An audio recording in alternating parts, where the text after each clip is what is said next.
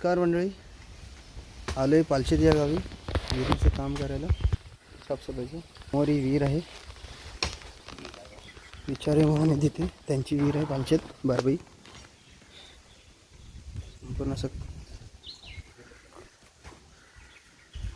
झाडं आलेत तिला सगळी, खाली गाळ आहे खूप सारा, तो आम्ही आता साफ करून काढणार आहोत. नारळ पोफळीची बाग आहेत.